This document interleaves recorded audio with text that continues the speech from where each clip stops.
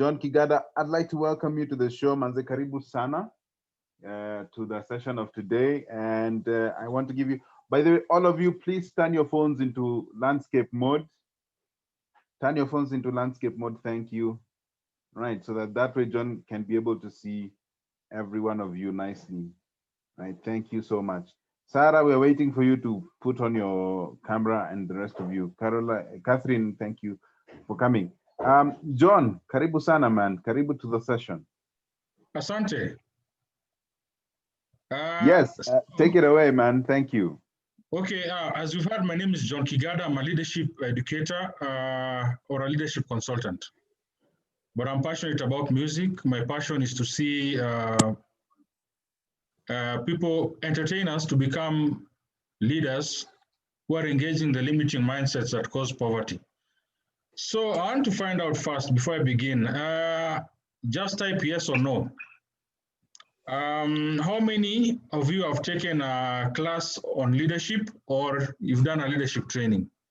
Just type on the chat, yes or no. Why?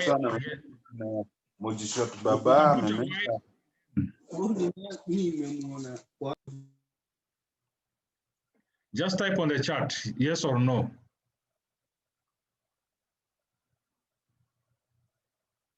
Joyce says yes. The rest of you?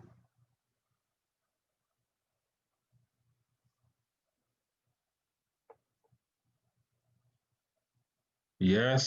Sarah says yes.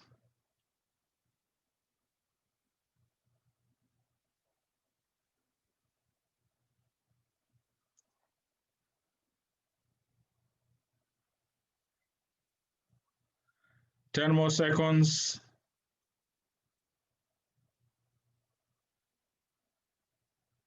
Please type yes or no if you've taken a leadership class or you've been through a leadership training before.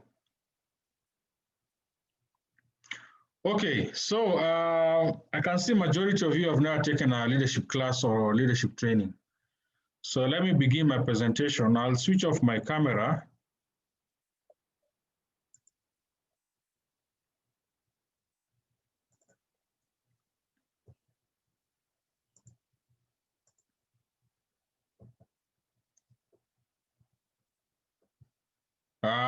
I hope you can see my presentation. Let me just begin.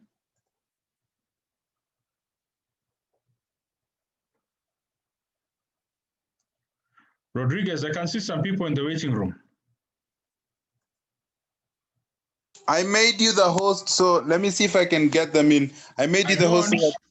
I don't want to multitask. That will confuse me. I'm able to take it up. Let me see.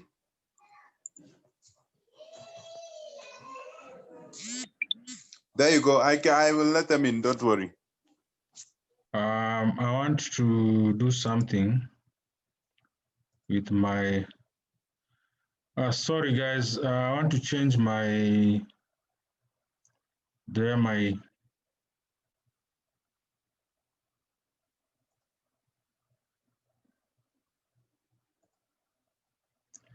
Sorry, guys. I want to do something.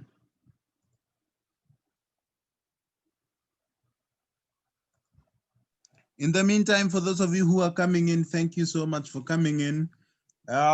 This is John Kigada's class today. He's teaching and he's going to teach on a little bit something on leadership, which is something that is his forte in particular.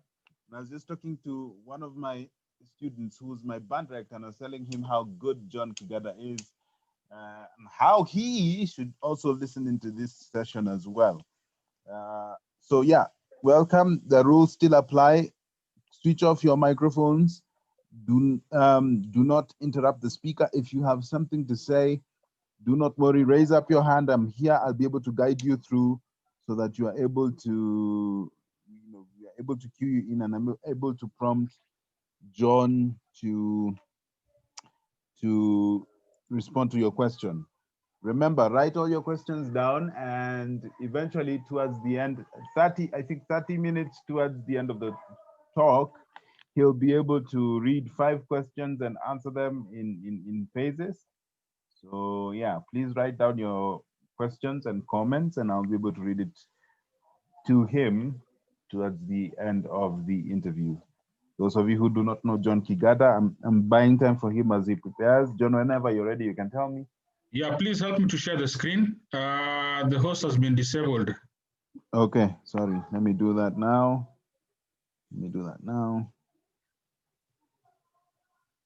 Make host. There we are. You should be able to share now. Okay.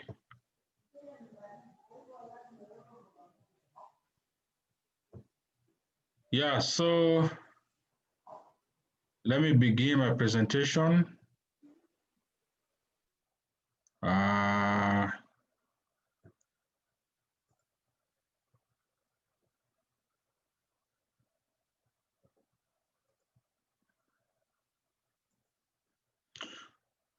Yeah, so I hope you can see my screen. Can you guys see my screen? Yes, we can, John. Yes, we can. Okay. Let me begin. Yeah, so today we're going to talk about leadership, and specifically I'll be talking about vision development. And we're going to narrow our focus to discovering personal purpose. So a leader's ultimate goal is to share their vision with a team to achieve exploits. So that is the ultimate goal of a leader.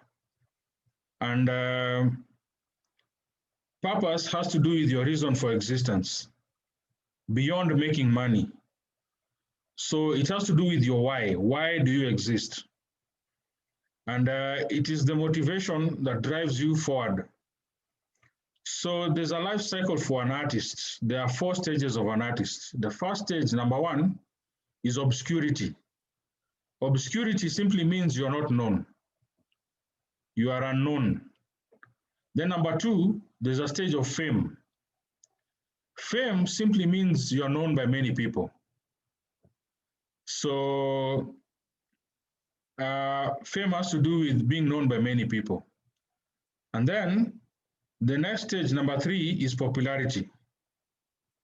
Popularity simply means you are liked by many people. And the next stage, which is the last stage, is leadership. Stage number 4 is leadership.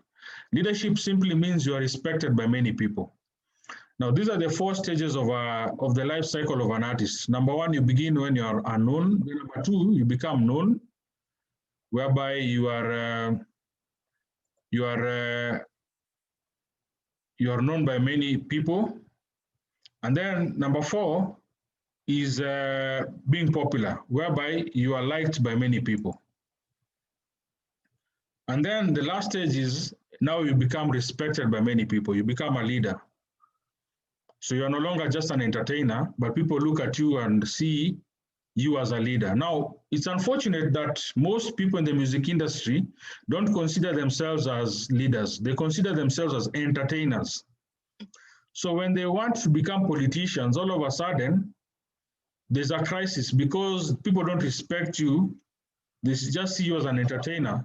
So you have a very hard time transitioning into politics or into a business leader or into an ambassador, brand ambassador for, let's say, the UN or something like that. So the highest stage has to do with ambassadorship, being a leader.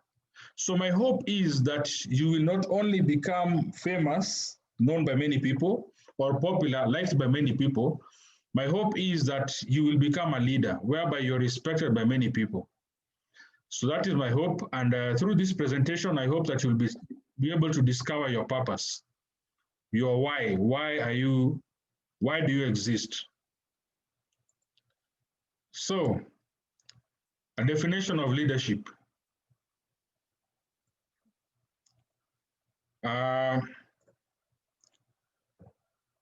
Definition of leadership. So, what is leadership? Leadership has many definitions. Let's look at a few. John Maxwell defines leadership as influence. So he says it's nothing more, nothing less. It's just influence. But I think that's oversimplification. If you put a gun on someone's head, that is influence. So the next definition will expound on what John Maxwell was saying. Peter Nothaus defines leadership as a process whereby an individual influences a group of individuals to achieve a common goal. So there are three key words here. There's a process, it is influence, and then now there are two words here, common goal. So leadership has to do with impacting people and convincing them to achieve a common goal. That is what leadership is. And then number three, Miles Monroe defines leadership as the capacity to influence others through inspiration, not manipulation, coming from a passion which is motivated by a sense of vision and purpose. So, Rodriguez, I can see 4 people are in the waiting room. Okay, let me get them in. Thank you. Yeah, so just keep watching for guys who are in the waiting room.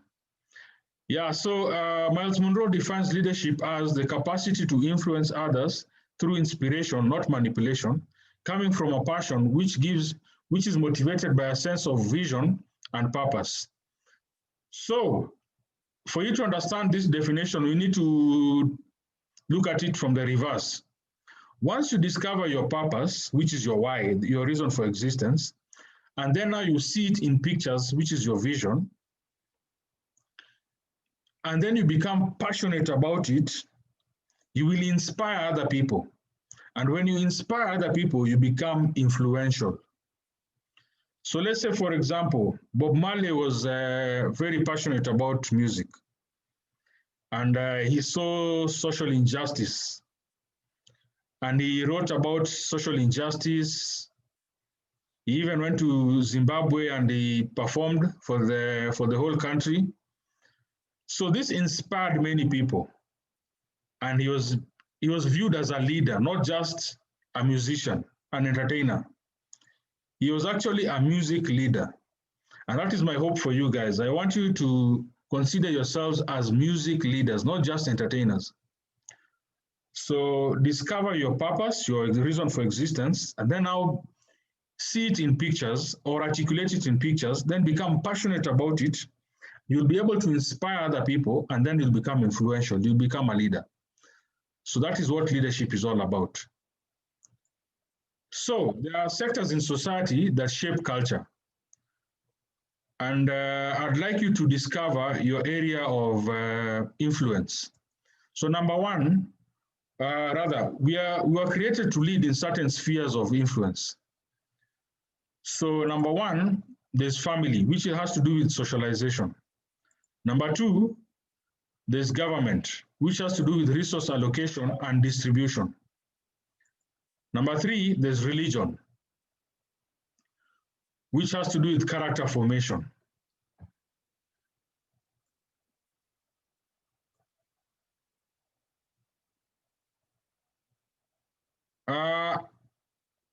Rodriguez? Yes. Can you still see the screen? Yes, we can see the screen. I can see the screen nicely. Okay, because I saw like it has been disabled. Okay. Anyway, number three, there's religion, which has to do with character formation. And then number four, there's education, which has to do with purpose preparation.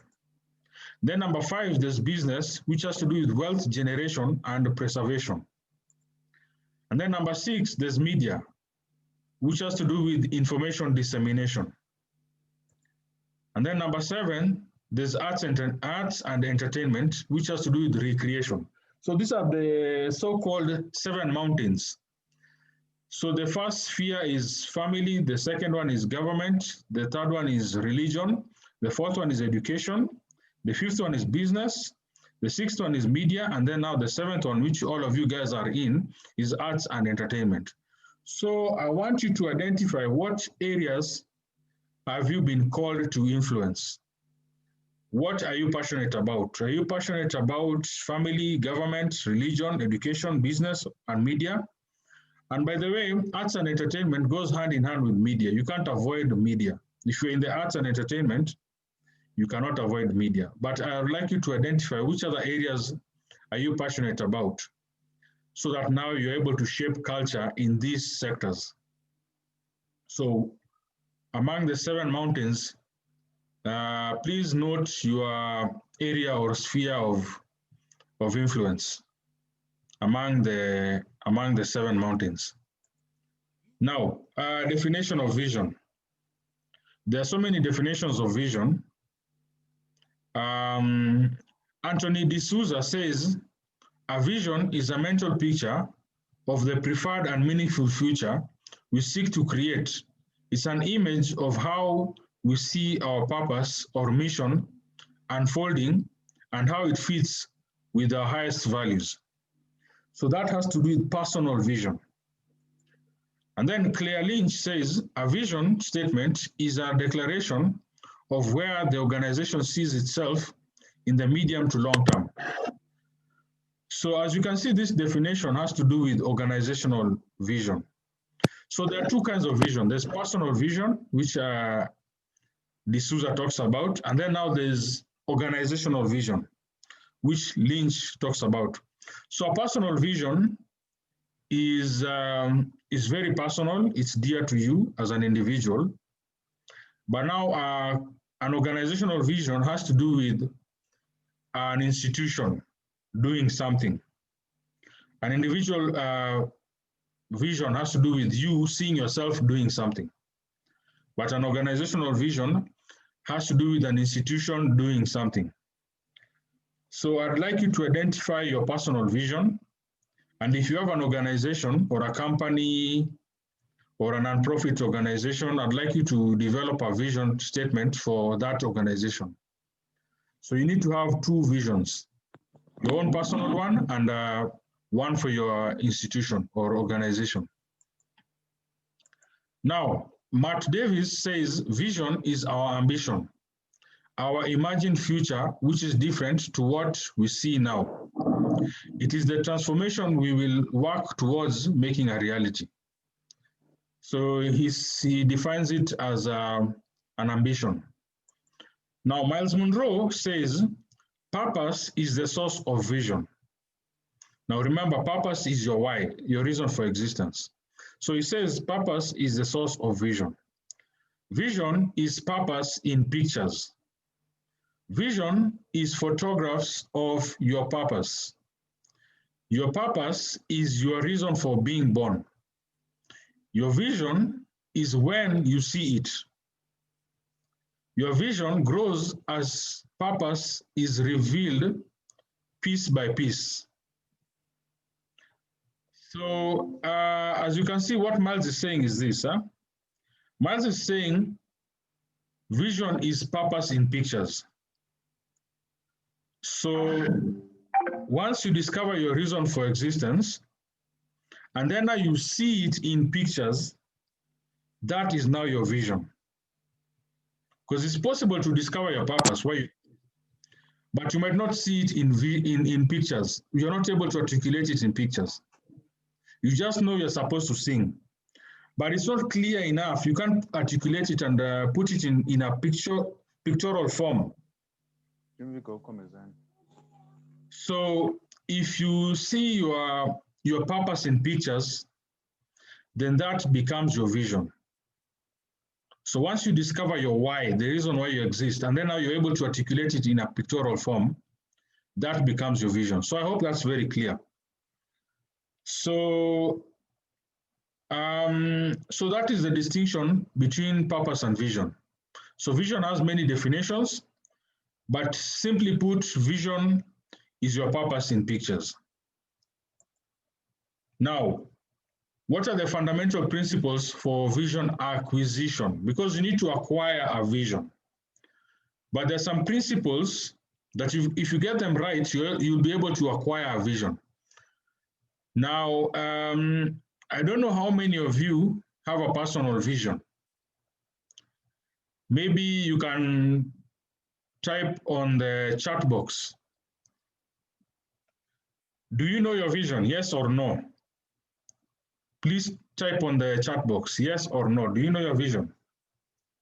Let me give you some time to think about it.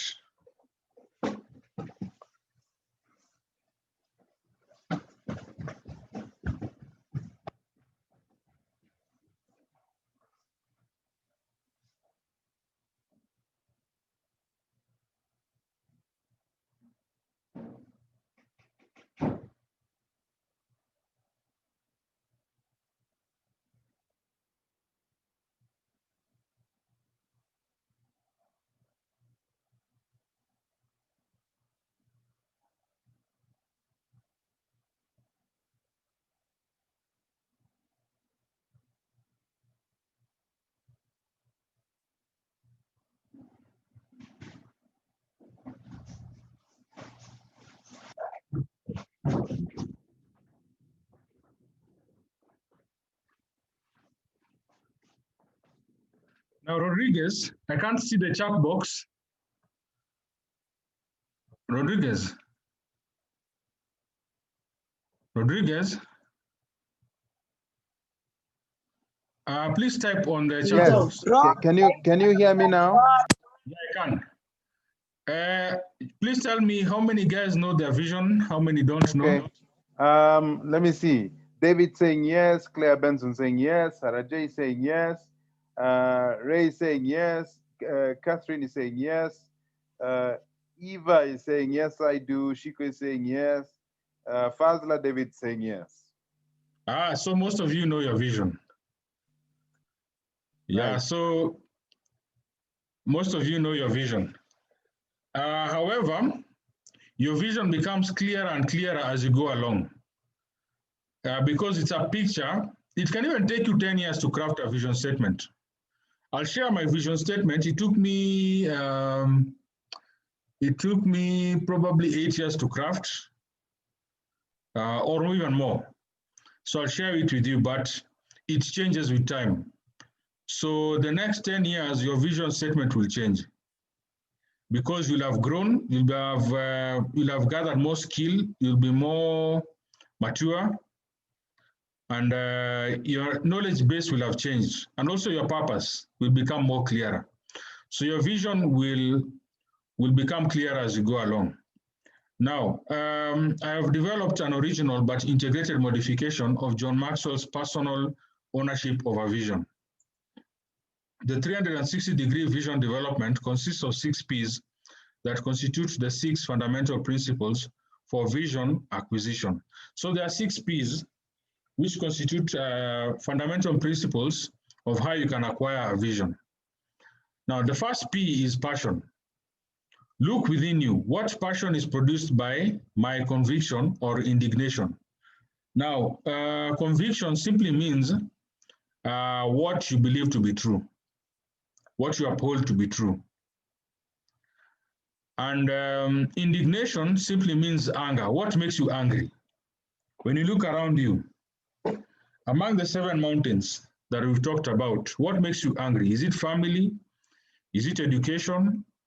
Is it government? Is it business? Is it media? Is it arts and entertainment? What makes you angry? What are you passionate about? So conviction is the ideas that form the basis of one's belief system. So conviction has to do with you upholding something to be true. And then that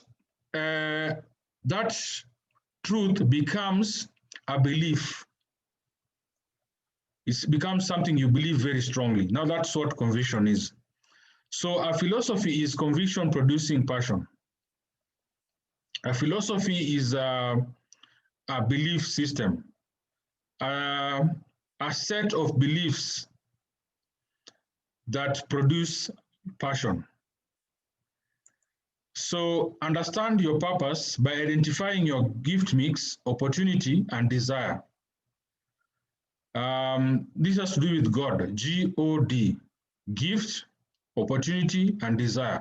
When you discover your gift mix, the mix of gifts that you have, and then an opportunity comes your way, which matches your desire or passion, therein lies your purpose. So if you want to know your purpose, look at your gifts, look at what do you desire, what is your passion, what are you passionate about, and then when an opportunity comes your way, then that is your purpose. Therein lies your purpose. So you look at GOD, gift, opportunity, and desire. You'll be able to know your purpose. So for example, Michael Dell started the Dell Computer Corporation with a vision for selling customized computers and shipping them directly to customers. Before that, it was not possible. They used to sell just standardized computers, and it was impossible for you to make it customized, for you to buy it. So he saw an opportunity for people to personalize the features that they want in a computer, and then he was able to ship them directly to the customers. So this was his passion. Number 2, product. Look behind you. What products can I develop based on personal past or from history? Develop a product, service, or idea that positively transforms, that is, meets the needs and wants in society. For example, Steve Jobs, founder of Apple, studied calligraphy that developed his love for typography that created user-friendly, stylish products. So if you look at Apple computers, their graphics are superior to Microsoft products, their Windows.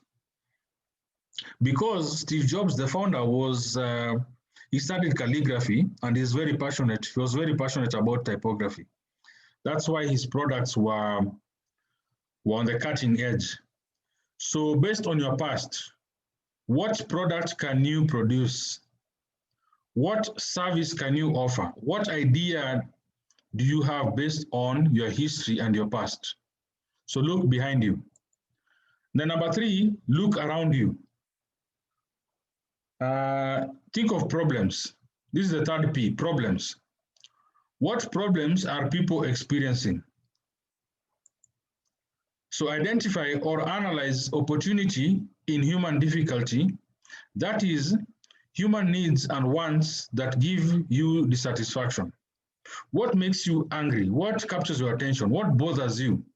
When you look around the human difficulty, the needs and wants that people have. What makes you, what problem do you identify, or what captivates you the most? So for example, Bill Gates saw a solution to human difficulty. He saw that every person needs a computer. Before that, IBM didn't visualize that every desk, every person in the world can have a personal computer. That was something foreign to them. They didn't even visualize it. They're not passionate about it. They didn't see it. They didn't have that vision. But Bill Gates saw every person having a computer, a personal on their desk or in their office. So his passion was everyone needs a computer. So identify problems that people are experiencing. And then number 4, plans. Look ahead of you. What plans can I make? Now that you know this is what you want to do, what plans can you make? So develop objectives and desires ideal for professional activity. That is, goals and values that will impact the next generation positively. So develop objectives and desire ideal, and the desires ideal for professional activity. So make plans, plan ahead. And then number 5, look beside you. What provision is available to me? What provisions do you have? The 5th P is provision. So identify resources that you possess. Consult people around you for resources to accomplish your plans. Ask for resources, that is time, people, information, equipment, tools, and finances. Ask for resources to accomplish your plans, because resource has to do with, is very versatile. Some people are a resource based on their talents and skills. Information is also a resource. Equipment is also a resource. Maybe you have a personal computer, that's a resource. And then tools, maybe you have software, maybe you have applications, and then finances, maybe savings. So look at your resources. Look at the resources that are available to you. And then utilize those resources to accomplish your purpose. So your cell phone is not just a phone. It's a device. You can record music with it. You can do videos. You can make music videos with it. You can actually engage people through calls or social media. So look at your phone as a device, not just a phone. It is a resource. It is a tool that can help you to accomplish your plans. Now, number 6, purpose. Look above you. What is God's purpose for me? And find out your work assignment that honors God. Find out your work assignment that honors God. In other words, what assignment have you been given by God to do in life? Some of you may not be people of faith, but you need to discover a higher being that dictates your reason for existence. So I'd like you to articulate a theology of purpose. That is a spiritual basis for your reason for existence. So theology is actually it deals with the beliefs about origins and destinies of everything. It has to do with,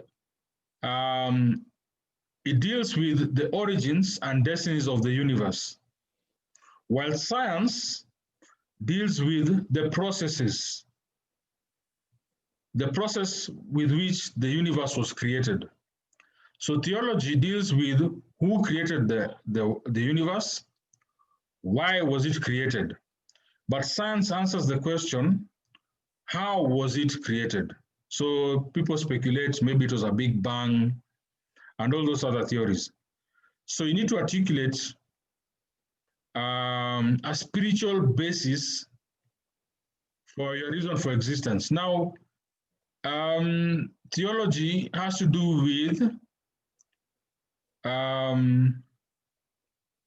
metaphysics. Metaphysics is a combination of two words. Meta, which means beyond, physics, which means nature. So theology deals with beyond nature, things that are beyond nature. But science deals with nature.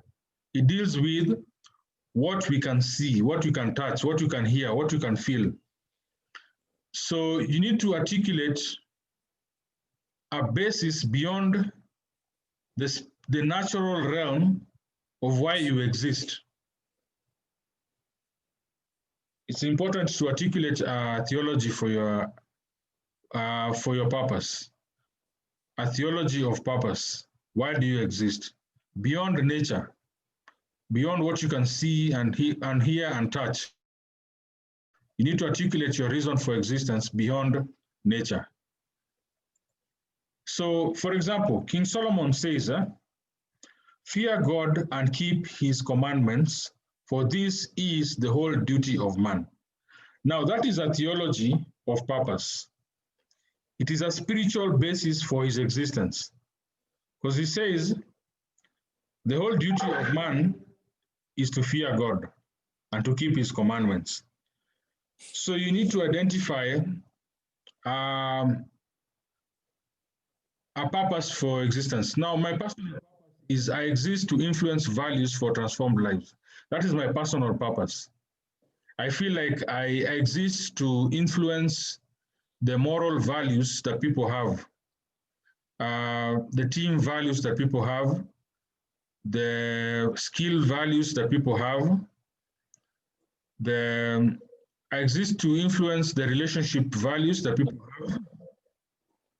So I exist to influence all these values that people have. That is my personal reason for existence. Now let's review the fundamental principles for vision acquisition. There are the 6 P's of 360-degree vision development. If you want to develop a vision that is holistic, you need to implement and apply these 6 P's. Number 1, passion.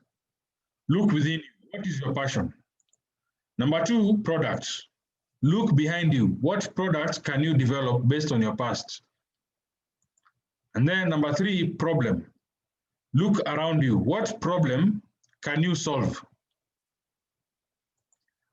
Now, number 4, look ahead of you. That is plans. What plans can you make? Number 5, provision. Look beside you. What provision is available to me or to you? Number 6, purpose. Look above you. What is God's purpose for my life? Now, it is important to articulate here something. You could discover your vision, but your vision is not really a vision. If your vision is to have a big car, to have a big house, to have a family, to be going on holidays every December, if that is your vision, that is not a vision. That is an ambition. It is selfish ambition. It is personal preservation. Vision always benefits humanity. It has nothing to do with you, but everything to do with humanity, other people. So if your vision has to do with self-preservation, that is not a vision, that is selfish ambition. So some of you might have stated, I have a personal vision, but your vision is just self-preservation. You see yourself benefiting. Humanity is not benefiting. So I'd like you to acquire vision by discovering your passion, identifying what products can you develop, looking around you and identifying the problems that you can solve, and then making plans, and then identify the provisions that you have, the resources that you have, and then now articulate a spiritual basis for your existence. That is your purpose, your why. Now, let's look at components of a good vision statement. Now that some of you have said you have a vision, you need to put it in a statement, in a paragraph. So what are the components of a good vision statement? So now that you know your vision, you need to put it in, you need to write it down. So what components make a good vision statement? So this is my vision, my personal vision, the vision for my organization. I see ethical and intellectual leaders changing the mentality causing poverty in Africa. That is my personal vision for my organization called KAMU, K-A-M-U. I see ethical and intellectual leaders changing the mentality causing poverty in Africa. By the way, I'm talking about people in the music industry. This is what I'm seeing them becoming. I'm seeing them becoming ethical. Forget about ethics, the group. I am seeing artists becoming ethical. I'm seeing them becoming intellectuals. I'm seeing them engaging the mentality causing poverty. That is the limiting mindsets that cause poverty in Africa. So number 1, your vision needs to be driven by a just cause. It should be justified. It should not be a personal ambition. It should not be a selfish goal. It should be justifiable. It should be a just cause, not just selfish ambition. And then number 2, it should be infinite, in the sense that you will never achieve it, but you will die trying. So it should be something which is almost, you're almost going to get to fulfill it, but you won't quite achieve the whole of it. So it should be something which is very difficult to achieve. So as you can see, my vision statement is, I'm seeing artists becoming ethical. Can you imagine artists producing music videos that are not immoral? And can you see rappers becoming intellectuals? It is very difficult to perceive artists becoming intellectuals. So it's something which I might never achieve. I might die trying. I'll achieve. I will never fully actualize my vision. So I will die trying. Then number 3, it has no competitors, but stimulated by worthy rivals. So your vision, competitors are people who want to dominate you or become better than you, to beat you at something. Rivals, on the other hand, are equals. So your vision should not have competitors, but it should have worthy rivals, people who are colleagues who want to become like you. So it should be so unique that nobody can achieve it. It's unique to you. So it's like your own race. And then number 4, it should be based on continuity of human need. So it should be something that is needed continuously. It should not be something which is a fad or a trend. And then number 5, it should be intimidating. In other words, it has to be achievable, but not necessarily believable. It's something that when people hear it, they'll be like, they doubt it can be achieved. Although deep inside you, you know it can be achieved. So they might not necessarily believe in it, but it can be achieved to some certain extent. To a great extent, it can be achieved. Then number 6, there should be a vision gap, a space between what you are doing and what you could be doing that requires you to need more and more. So for example, your vision should, there should be a gap between what you are doing right now and what could be. There should be a gap so that you need more and more resources to fulfill your vision. So it should be a vision which requires resources which you don't currently have. If you have all the resources to achieve your vision, then that is not a vision. Your vision should be big enough to this in such a way that you will need resources which you don't have. You will need people you need skills, you need expertise which you don't have, you will need money that you don't have, you will need all these kind of resources that you don't have. You will need time which you don't even have. So it should be something which requires more and more resources. If you have all the resources to achieve your vision, then that's not a vision. It's something which you can do by yourself. That's just a goal. Number 7, it should be accommodating. People with shared values but different perspectives should be able to plug in. So for example, you can see my vision, I'm talking about ethical. Ethical, I can plug in the clergy, I can plug in lawyers, you can see intellectual, I can plug in lecturers, thought leaders, you can see mentality, I can plug in psychologists, sociologists, and then there's poverty. I can plug in economists, I can plug in entrepreneurs, I can plug in policymakers. So you can see my vision is very accommodating. Other people can plug into it. So your vision should be so dynamic that you should attract many kinds of people. You should not just be able to attract only musicians. That's not a dynamic vision. Your vision needs to be very dynamic. Many people can come in and add to their expertise in order for you to achieve your vision. And then number 8, it should benefit the next generation. If your vision is just going to benefit you and your family, that is not a vision. That is ambition.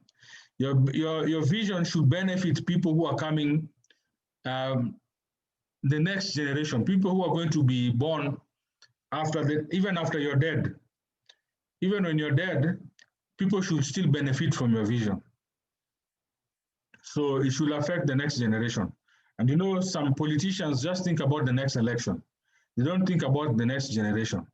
So if God blesses you and you become a politician, think about the next generation, not just the next election.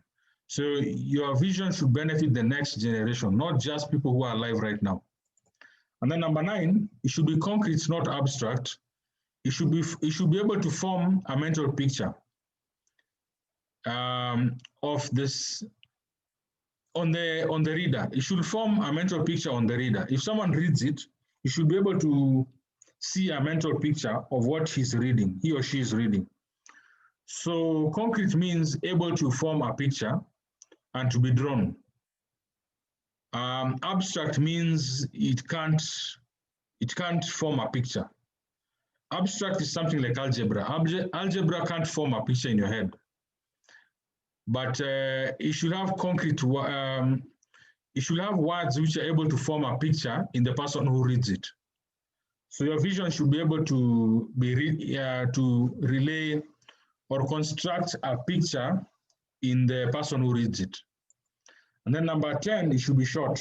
It should not be very long. I've seen some people writing a whole paragraph. And if you wake them up at 3 a.m. and ask them, what is your vision? They're not even able to say it.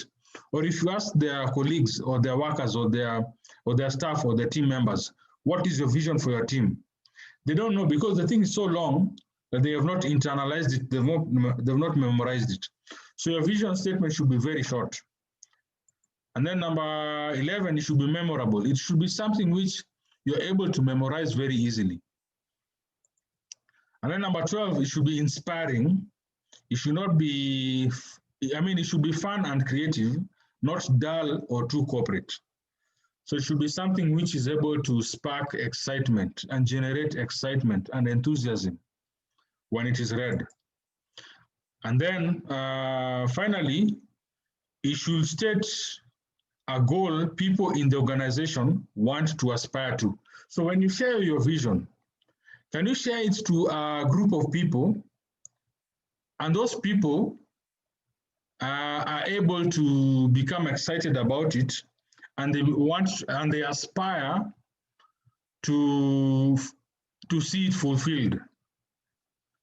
So you should be able to form a team based on your vision, because your ultimate goal as a music leader is to share your vision with a team, so that now this team can help you to achieve your objectives or to do exploits. So with that in mind, I've come to the end of my presentation. So let's have a session of question and answer. And over to you, Rodriguez.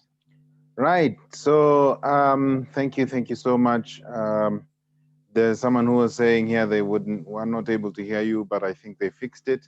Fazla had asked 2 questions, but I can't seem to find them. Fazla, if you can, please write them again and I'll be able to say. Let me start with Sarah J. Sarah J saying, would you consider your brand as a separate entity bearing different vision from your personal vision?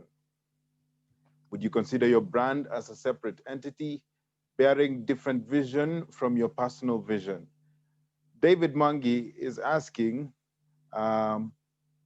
what is, I think he wanted to say, what is the difference between your vision and your core purpose? And then the other question is asking, what do you think is the most essential step to align your vision to your purpose? And the other last question is saying, not last question, but of the first phrase, of the first phase, is the name resource the same as an asset? With the example you have used for the phone. Let me repeat that. Is the name resource the same as an asset with the example you have used for the phone? John.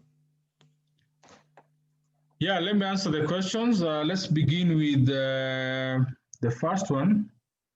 Right. I can see the questions here, so I'll just read them. Will you consider your brand as a separate entity bearing different vision from your personal vision? Yes.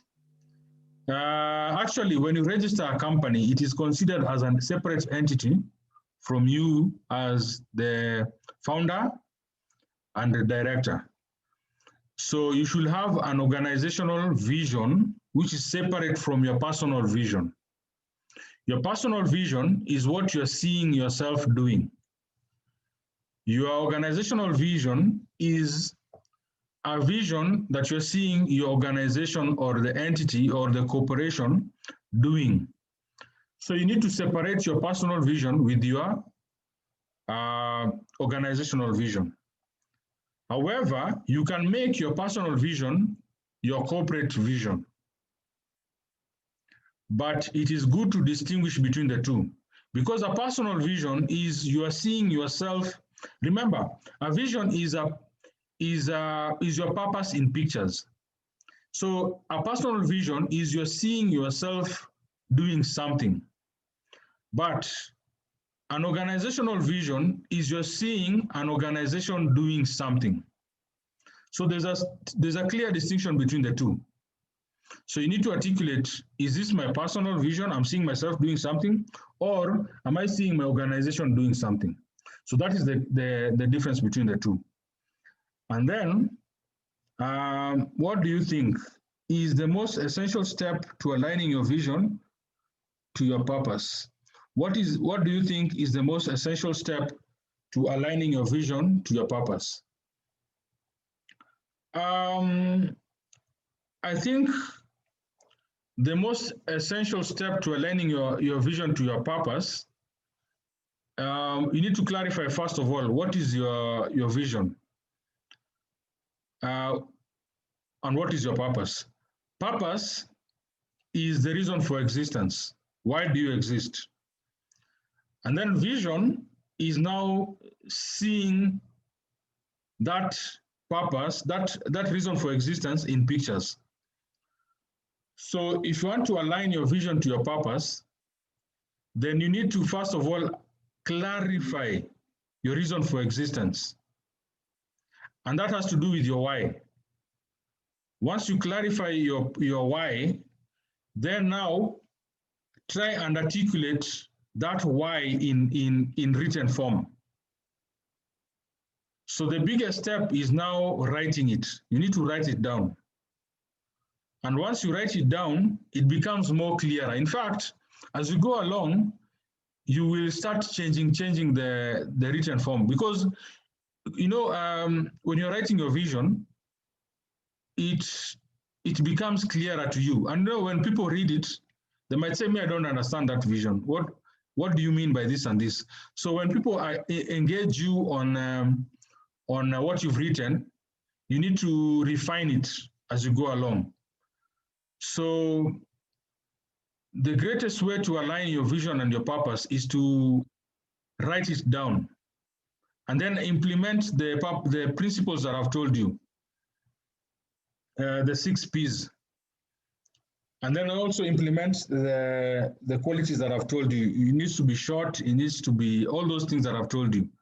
So now, once you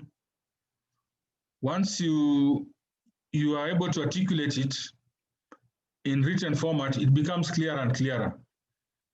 And then now your why matches the picture in your head. So the most essential step to aligning your vision to your purpose is writing it down. It becomes more clearer as you go along. And then, is the name resource the same as an asset? With the example you have used for the phone. A resource is also an asset. I think it's the same. An asset is a resource. But as I've told you, a resource is broader. An idea could be a resource, a software, a tool could be a resource. Maybe you have a PDF on your computer. Maybe you have a software for editing videos. You have a graphic card on your phone. I mean, a card on your phone. So resources are endless. Okay. So, this other one, there's another question from Ray. He asks, what happens if you share your vision and someone uses it for selfish gains? Say, for example, you have heard of people who have peculiar gifts and they found resources, in this case, people, they thought would help them achieve it, but then they were shortchanged. So what would you do with that? What happens if you share a vision and someone uses it for selfish gains? Okay, I'll come to that. There's a question first someone had asked. So I hope I've clarified. An asset belongs to you, but a resource could be something that doesn't belong to you. For example, people are a resource. They don't belong to you. People have skills that you need. They have talent that you need. So when you're forming a team, you need resource people, human resource, to achieve your goals. So an asset is something profitable that belongs to you, but a resource maybe is something that doesn't belong to you. But you can make a resource an asset. Once you acquire a human resource, it becomes an asset to you. So there's a distinction between the two. And then there's a question here. Would you consider your brand as a separate entity bearing different vision from your personal vision? I think I clarified that. That one is a repeat of the first question that you answered. Yeah. Yeah. Then there's this question which you just asked, Rodriguez. Huh? Yes. What happens if you share a vision? Then someone maybe uses it for selfish gain. Well, vision is a clear picture of your purpose. It's a picture of you doing something. It's a picture of your existence. So it is unique to you. If someone steals it, well and good. It's like trying to steal someone's purpose. How can you steal someone's purpose? You can't steal someone's purpose. You can't steal someone's purpose. You can't steal someone's reason for existence. The reason why you were created doesn't change. Your purpose never changes. But your vision becomes clearer and clearer as you go along. So purpose never changes, but vision becomes clearer. Vision is a picture of your reason for existence, your purpose. So the vision changes, it becomes clearer as you go along, but your purpose never changes. So if someone steals your vision, it is impossible to change, it is impossible to steal someone's vision, actually, because the vision is a picture of someone's existence. So you could copy the vision statement for, let's say, an organization, but the execution is very different. Remember, a brand has like 30 aspects to it. As I told you last time, I told you there are differentiators. Differentiators are what makes us different and how this affects customers. So there's something different and unique about you. So even if someone steals your vision statement, they are still different from you. There's something that differentiates you from them. And then there are substantiators, the reasons why the audience should believe you. So they need to substantiate, even if they've stolen the vision, they still need to substantiate why should the audience believe them. And then there's also a promise. A promise is something that you will never fail to do for your customers or for your audience. So a vision is a promise. So even if they steal your vision, they will still need to deliver some things. And also, you need to also know that you need to have a value proposition and a unique selling proposition. So a value proposition is why your audience should pay attention to you. And then your unique selling proposition is why you're better than your competitors. So even if they steal your vision statement, they still need to prove why are they better than the original person who came up with the vision. And then they need to also develop a value proposition. Why should the audience believe in or pay attention to them? And then also, as I said, purpose is why you exist. And purpose is your reason for existence beyond making money. If your reason for existence is just to make money, that is selfish ambition. That is not a purpose. Right. Purpose is your why you exist beyond making money. And then there's something called a sweet spot. A sweet spot, these are elements that need to come together for you to produce your best. So your sweet spot is unique to you. So even if someone steals your vision, the execution will be different because you're a different entity. There's a way you'll execute your vision based on you are the originator of the vision. Yeah, you have your own core values which are dear to you. You have your own manifesto. A manifesto is your unique point of view. These are things that you believe and you don't believe. So, and then also your mission is different.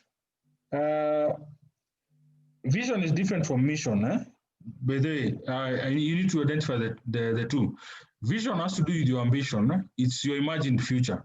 But mission has to do with how you'll create that future. Mission has to do with what business are you in. So you need to distinguish between the two. So they might steal your vision, but your mission is different. So can you say, John, can you say that vision is what what you'd like to do, and then mission is about how you're going to do exactly that?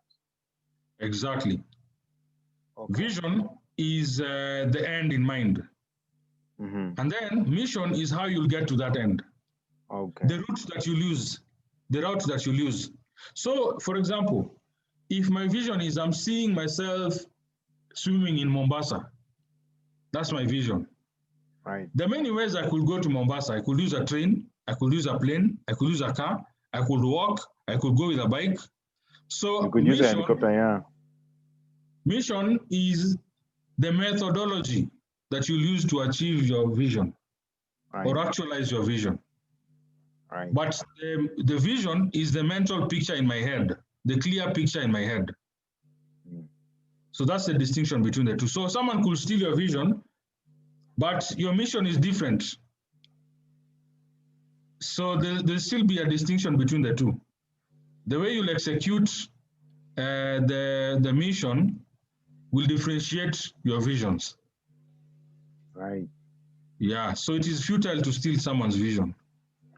Okay, and I think that you have answered so well. The last question of the day would be, if you are multi-talented, how do you stay? This is Sarah J. She's asking, if you are multi-talented, how do you stay focused or stay on the course without being what is called a Jane or a jack of all trades? There's something called ambidextrous. Ambidextrous, you can just check it out. Let me try and type it here. Let me look for the spelling. Ambidextrous. Ambidextrous. Let me try and get the. Let me type it here for everyone. You can share your screen, people will be able to see. I've typed on the chat. Can you guys see it? Yes, we can. Yes, we can. Ambidextrous, it means able to use the right and left hand very well. Ambidextrous also means someone who's skilled in different mediums. For example, you're a painter, you're a singer, you're a dancer, you're a vocalist, you're a songwriter. Now that's what ambidextrous means. So when you're ambidextrous, when you can do many things, for example, you can act, you can sing, you can dance, you can write songs, you need to specialize in at least two things, narrow it down to at least two things, so that now you perfect those two things. I would encourage you just do two things maximum if you can. Maximum three, but I'd encourage you to do two things, because you'll spread yourself too thin. And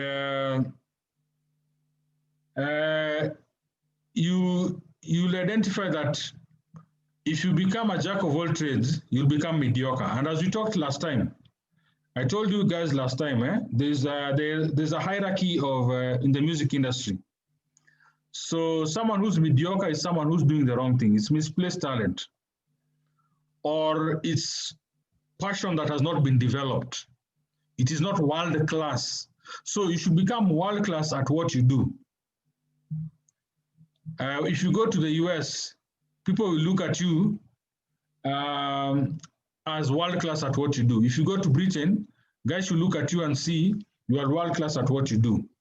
So I'd encourage you to perfect your skill to global standards.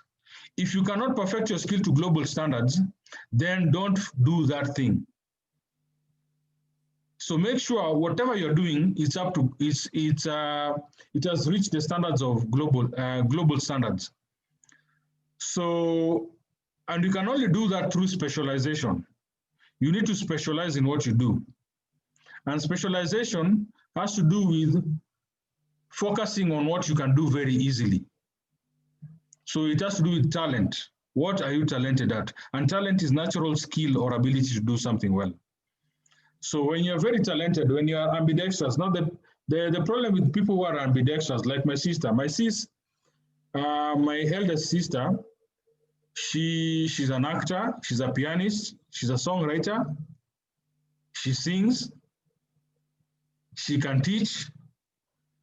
But when I look at her, sometimes I wonder, when I look at progress, I don't think she's made a lot of progress in her life because she's doing too many things. You need to narrow down, focus on something which you can do to global standards. So I hope I've answered that question. I think you have. I think you have comfortably. I see Sarah J nodding and saying, in agreement that you have. And I think, ladies and gentlemen, that is the session for today. Thank you so much for those who joined. Fazla had some questions. Fazla, were your questions answered? Just nod. If they want, you can be able to tell us. Or you can ask. Actually, you can ask. It's okay. You can put on your microphone and ask.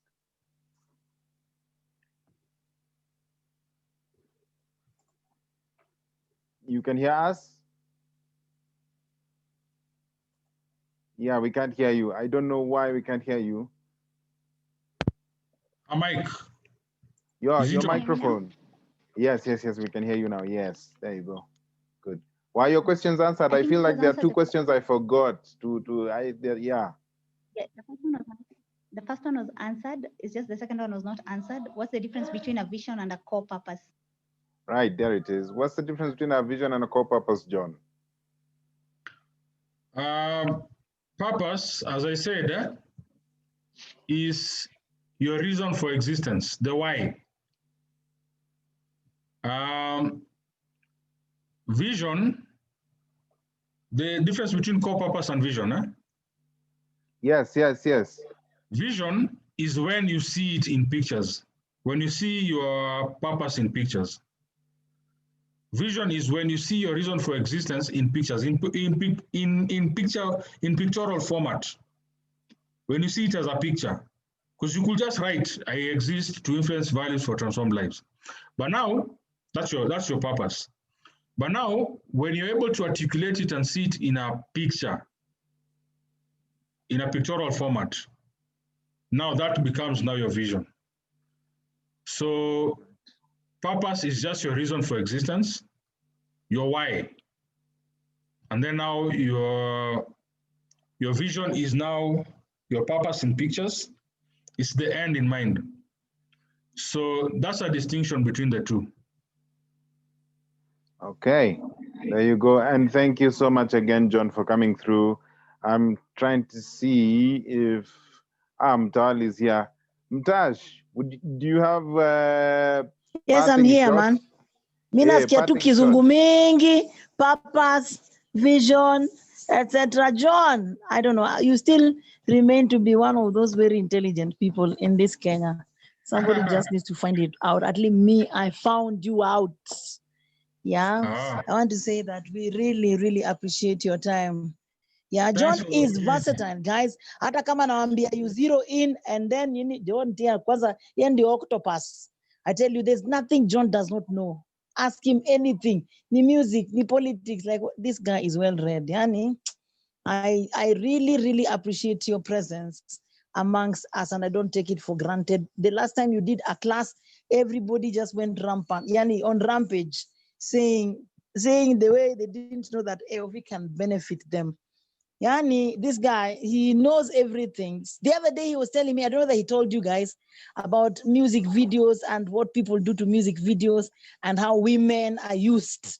Wanawake muache kutumiwa. They use women so that they can actually get that enticement. Even gospel musicians, they always have to have that sex appeal somehow. Yani dem anaapia tu na anaapia kama kouchi. Ama half naked in a music video so that you can attract the attention of people. Yani, hata Colgate bwana. A woman has nothing to do with Colgate, lakini lazima image yake itolewe hapo. So I really, this guy will open your eye in many, many ways. And then he's also very, very well read, not just in music alone. He knows how to create syllabuses. Some of you who want to open up schools, because I believe that we're having people who will open institutions here, yeah?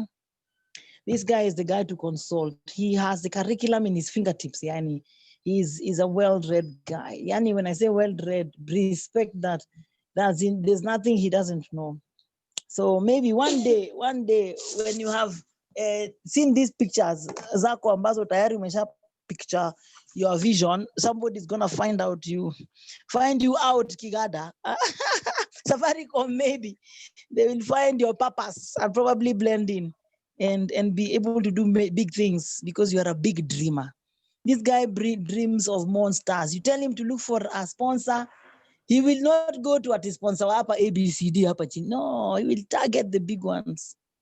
Yeah, and that's what I'm saying, Kigada. We really, really, really appreciate your presence, and you're a beautiful addition to AOV. Thank you for saying yes to us and to be ready to work with us. One thing I know is I can always bank on you.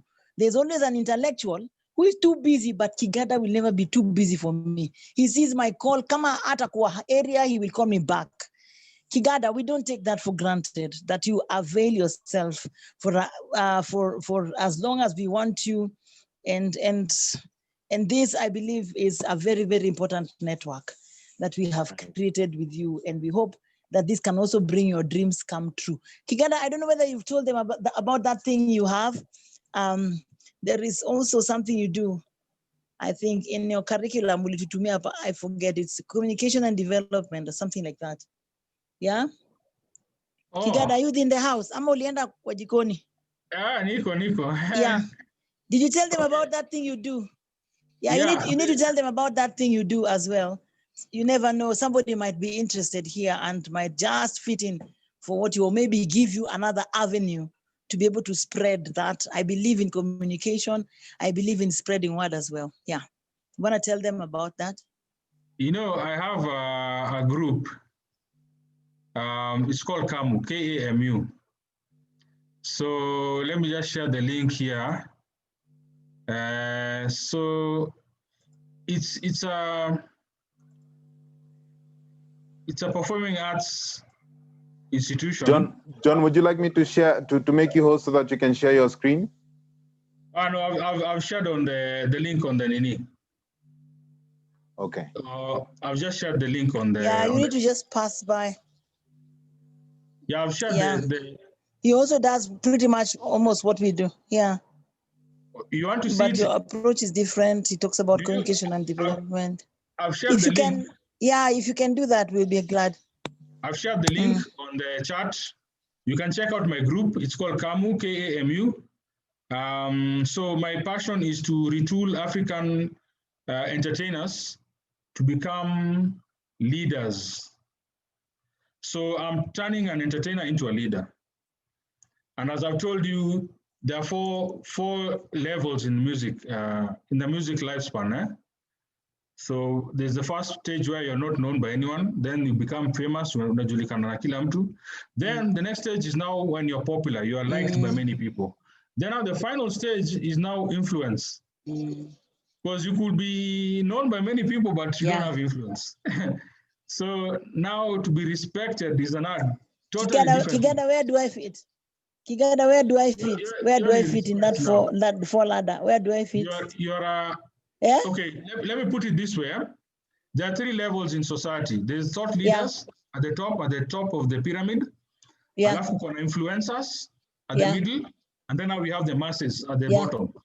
So now you are a thought leader, because a thought leader is someone who mentors practitioners. Because you are teaching musicians. Yes. And the musicians are the influencers. Yeah. So what you teach them is what they disseminate in the public. Yeah. So fundisha chords, na vocal range, na nini, keys and all that. But now the masses, they don't know those things. But now the influencer disseminates information that you've given them as a thought leader in a way that the masses can accept it. So you are above the influencer, you're a thought leader. So in the 4 levels, but you're more of a leader. Is there a way somebody can be a top leader as well as an influencer? Like mkono yangu ya right inasema influence, mkono yangu ya left inasema leader, mguu inasema manzi ingia kwa masses pia. Is there a way that you can be? Yes. I thought so. Yeah. If a thought leader is a practitioner, then they become they automatically become influencers and thought leaders. Most thought leaders are lecturers. They don't practice like lawyers. There is a law professor, but he's not a lawyer on the ground. Anafundisha tu, Anafundisha tu, but he's not practicing. Yeah. So you can become a thought leader and an influencer. It's very possible. If you become a practitioner on the ground, you automatically classify as both. Yes. So you are. And then if you become, you are.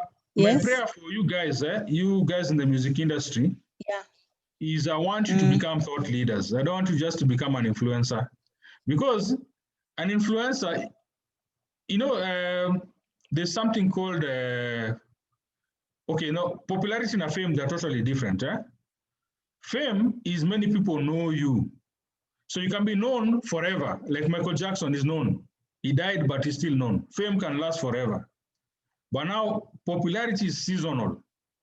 Popularity ni kuvuma. Unajua kuna hiyo time umevuma. Like it could be 7 years to 10 years. There's a time now, like Mr. Nice. I don't know if you guys remember Mr. Nice. That Tanzanian guy who was singing Fagilia. Yes. After one album, alikuwa one hit wonder na album moja. Exactly. Alifagilia na kafagiliwa pia yeye. So, alienda akiendanga. So you can be popular for a season, but you can be famous for a very long time. So when you become popular, you need to reinvent yourself. Now become something called an ambassador. But there are 3 levels in music. There's mentorship, there's entrepreneurship, and then there's ambassadorship. Mentorship is mentorship is hand-holding emerging associates. So for example, when you start a record label, like what Bahati was trying, when you mentor other people, when you send them onto your label, that's mentorship. Entrepreneurship is monetizing social capital. So what Size 8 is doing and DJ Mo, that is monetization. It is now entrepreneurship, wako biashara. And then now, ambassadorship is now the highest level. Ambassadorship is now whereby you are able to maximize your potential, and you're now respected. So ambassadorship is the highest level that you could ever attain. It's now whereby you are now a leader. So John. Yeah. So for me, I also fit in the ambassadorship because I think I'm a brand ambassador for Daystar. Yeah, you're a brand ambassador for Daystar. That's the highest level. That's the highest level, because most artists don't get to that level. Okay. As you can see, even UN, they sign very few artists as brand ambassadors. So goodwill ambassadors are very few. Yeah. So It is it's the highest level that you can ever attain. All Ambassadorship, entrepreneurship, anybody can do that. Kila mtu ako biashara. But now mentorship, very many, a few guys are doing it. But it is very easy to open a record label or a studio and to sign other artists. That's very easy. But now ambassadorship is the highest level. Very few guys get to that level. Okay. Yeah. Okay. All right. So John, the last question is, if this Helen is able to use her skills, training skills, because I believe not everybody here, that's why we did the very, very first part to explore the musicians here. Some of them might not necessarily be the performers. They could be the recording artists. Some of them might not necessarily be the recording artist or the performer. They could be that trainer. Somebody else might be the one that they're choosing as an ambassador because they have a certain sense of appeal that and professionalism enough to earn them an ambassador job. Some of them could actually be like what you're saying, what did you call it, top leaders or something, that kind of a leader. And that's why we brought you in, so that you can actually let these people know that they need to identify if they have leadership skills and if they are interested, how else to train. Because we know there's so much here in the industry, especially in the training, that not many people have been able to explore. Hopefully that these people who are sitting in front of us now can be the people you are talking about, because it makes a lot of sense for you to add value, not necessarily to the music industry per se, but also in the education. Remember, kuna vile hakuna watu wengi wafunzi, yani people who can teach. We also don't have many people who can be mentors, because most people have probably some history, namfuata ni mbaya, huyu ni musician mkali sana, very good singer, but loves women, things like that, Kigada. Hopefully that you can be able to trim us to that level. Much as we know that you could be a jack of all, master of a few, that the few will enable you to identify one thing that you can be able to concentrate on. Like, I know I can't do what you're doing, yet here I'm the practitioner and I have many arms, yet you can be able to see many other things that the musician does not see. You see, there is an aspect of development, there's an aspect of leadership that needs to be nurtured into this, because once you become a leader, there's a lot of things, social stuff, evils that we just take aside, because people look to you. The fact that people look to me, there are certain things I can't do, because I'm imagining if I do it, I affect a whole multitude of people. Am I making sense to you, Kigada? Yeah. Yes. The leadership comes with responsibility. So, like now, you heard Bahati wants to become the president in 2037. He can't keep on wearing dresses on Instagram if he wants to become the president. I know. And earrings. Yeah, so he can't even have dreadlocks. So leadership comes with responsibility. By the way, for you guys to really maximize your potential, you'll need further training. So maybe, Helen, we can set up something, a course, whereby if guys are interested, they could get further training. And also you need a coach, you'll need a consultant. Yes. Because some of you are doing the wrong thing. And then if you're doing the wrong thing, you're mediocre. It's misplaced talent. Maybe some of you are supposed to be DJs. Maybe you're supposed to be executive producers. Maybe you're supposed to be songwriters. Una force kuimba. You're not a vocalist by gifting. Una force issues.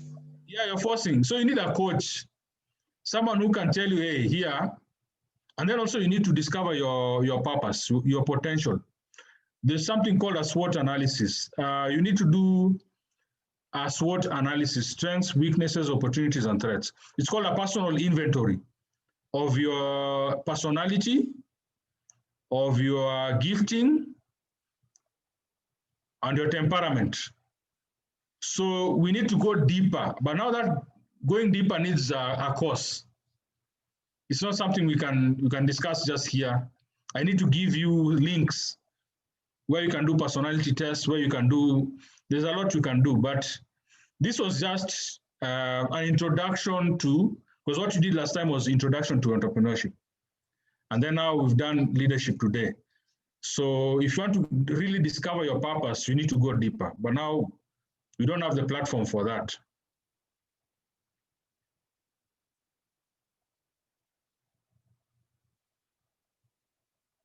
All right.